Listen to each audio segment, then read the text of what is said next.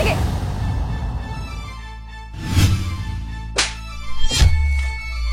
যখনই বললাম যে মা আসছে তখন তোর বিগার বেড়ে গেছে। চুপ! বেয়াদব কোথাকার। মিষ্টি, মিষ্টি, এই কই গেলা? আজকে না তোমার স্যালারি পাওয়ার কথা ছিল, স্যালারি পেয়েছো? হ্যাঁ স্যালারি পেয়েছি।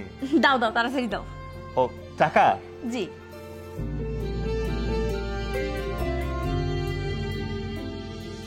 চলো আমরা এক্ষুনি শপিং এ যাব। আচ্ছা ঠিক আছে, দিও। আচ্ছা দেখো তো গেটে কে আসছে, আমি রেডি হতে গেলাম। আচ্ছা আমি দেখছি, ঠিক আছে। তুমি যাও।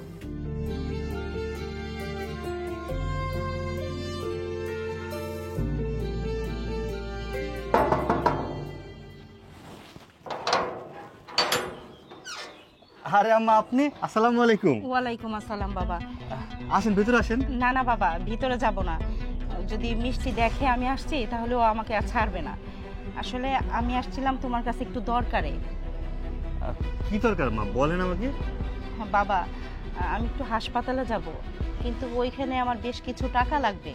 তুমি তো জানোই আমার হাতে তো টাকা নাই, কমসে কম 15,000 টাকা লাগবে। যদি তুমি টাকাটা দিতা তাহলে আমার বড় উপকার হতো।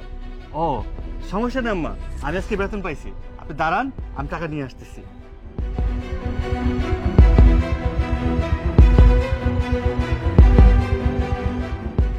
চলো আমি রেডি। তুমি রেডি? একটু প্রবলেম হয়ে গেছে। কি হয়েছে? মা আসছে। মা আসছে মানে? তোমার মার কি কোনো কাণ্ড জ্ঞান নাই? মানে স্যালারি পাইলেই তোমার মায়ের চলে আসতে হয় কিসের জন্য? বুঝলাম না বিষয়টা। আরে আমার কথা শুনবো তো। কি শুনবো আমি তোমার কথা? আমাকে বলবা একটু। আরে মা অসুস্থ, মায়ের কিছু টাকা লাগবে, হসপিটাল যাবে।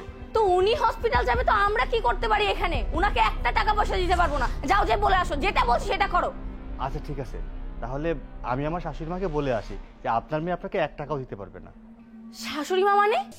আমার মা এসে তুমি আগে বলবো না? দেখে সরো এখান থেকে।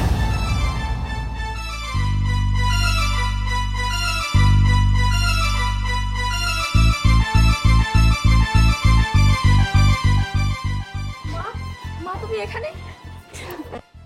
মা? হ্যাঁ মা, কি হয়েছে তোমার? তুমি ঠিক আছো? হ্যাঁ ঠিক আছি, মানে জামাইয়ের কাছে আমি কিছু টাকা চাইছিলাম তো সেটা। আচ্ছা দাঁড়াও, এই যে নাও, এই যে নাও মা টাকা। আচ্ছা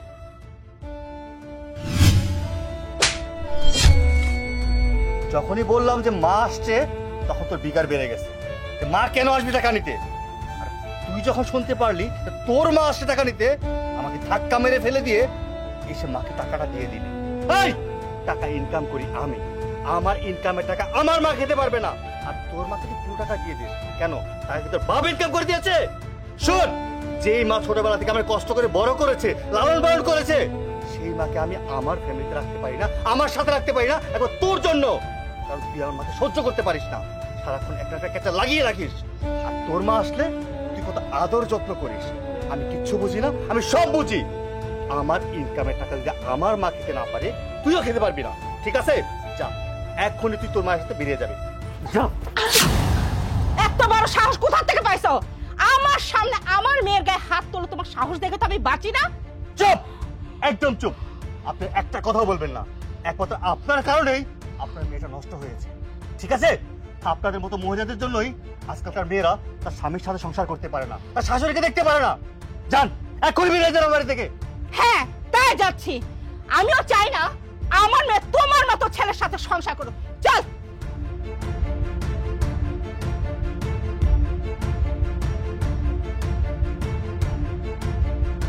জামাল, এই জামাল, এই গরুগুলোকে পানি দে। কি ব্যাপার, কি হয়েছে? তুই এই সময় আমাদের বাড়িতে, আর তোর মুখটা শুকনা কেন? বাবা, আরে তুমি তো দিছো একটা বেয়াদব ছেলের সাথে বিয়ে, যে কিনা আমার সামনে আমার মেয়েকে ধরে মারে। এই জন্য আমি রাগ করে মেয়েকে নিয়ে চলে আসছি ওই বাসা থেকে। আচ্ছা মা, তুই খুলে বলতো ব্যাপারটা কি? বাবা, আজকে সকালে মা আমাদের বাসায় গিয়েছিল। সূর্য আমাকে বলল যে মায়ের কিছু টাকা লাগবে, মা নাকি অনেক বেশি অসুস্থ। আমি মনে করেছি সূর্যর মা, দিয়ে আমি সূর্যকে অনেক অপমান অপদস্থ করি। কিন্তু সূর্য যখন বলে আমার মা, তখন আমি বের হই, আমি চিকিৎসার জন্য মাকে সব টাকাগুলো দিয়ে দেই। সূর্য এটা দেখে আমার গায়ে হাত তোলে, আমাকে অনেক মারধর করে, এমনকি মাকে অপমান করে বাসা থেকে বের করে দেয়। এই, কে অসুস্থ? কিসের অসুস্থ? তুমি কেন আজকে মেয়ের বাড়িতে গেছো টাকা আনতে? হ্যাঁ, আমি জানতাম তোমার একটা রোগ আছে, তুমি বিভিন্ন জায়গা থেকে বিভিন্ন রোগ সময় টাকা এভাবে সংগ্রহ করো। হ্যাঁ, তুমি তো আমার মান সম্মান সবকিছু ধুলোয় মিশে দিলে। শালি, আজকে তোকে আমি। বাবা। শোন, এই মুহূর্তে তুই এখান থেকে সূর্যের বাড়িতে যাবি।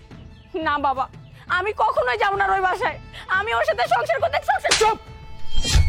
বিয়াদব কোথাকার। এই জন্য তোকে আমি মানুষ করেছি, বড় করে ভালো ঘরে বিয়ে দিয়েছিলাম, আর তুই সূর্যের সঙ্গে এরকম ব্যবহার করিস? আরে মেয়েরা কবে বাপের বাড়ি আসবে? লাল শাড়ি পরে শ্বশুর বাড়ি যাবে, কিন্তু কাফনের কাপড় পরে কবরস্থানে যাবে, বাপের বাড়িতে আসবে না। তোকে আমি এই শিক্ষা দিয়েছি?